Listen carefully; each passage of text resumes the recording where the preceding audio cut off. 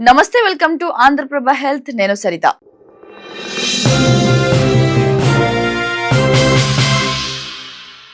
ప్రపంచవ్యాప్తంగా లక్షలాది మంది మరణాలకు కారణమవుతున్న క్షయ టీబీ వ్యాధిని తొలి దశలోనే గుర్తించేందుకు artificial intelligence AI authority digital సెతస్కోపులు ఎంతగానో ఉపయోగపడుతున్నాయి. ఒక కొత్త అధ్యయనం తేల్చింది.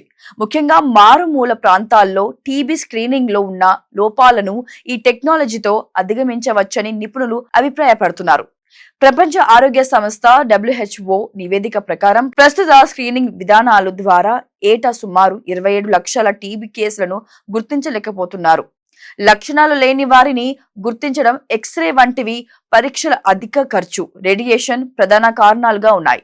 ఈ సవాళ్లకు ఏఐ అథారిటీ డిజిటల్ సెతస్కోపులు సరైన పరిష్కారం చూపించగలవని మేడ్ సెల్ ప్రెస్ జర్నల్లో ప్రచురితమైన కథనంలో అంతర్జాతీయ నిపుణులు పేర్కొన్నారు. కెనడాలోని మేక్గిల్ యూనివర్సిటీ పరిశోధకుడు మధుకర్ పాయ నేతృత్వంలోని బృందం ఈ అధ్యయనం చేసింది.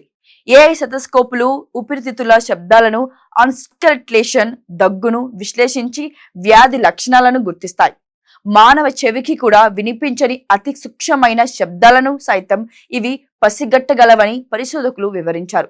భారత్, పెరు, దక్షిణాఫ్రికా, ఉగాండా వంటివి దేశాలలో జరిపిన ప్రాథమిక అధ్యయనాలలో ఆశాజనక ఫలితాలు వచ్చాయి. ఈ టెక్నాలజీ తక్కువ ఖర్చుతో కూడుకున్నది కావడమే కాకుండా ఎలాంటి రేడియేషన్ ప్రమాదం లేకపోవడంతో గర్భిణీలకు కూడా సురక్షితమైన నిపుణులు తెలిపారు.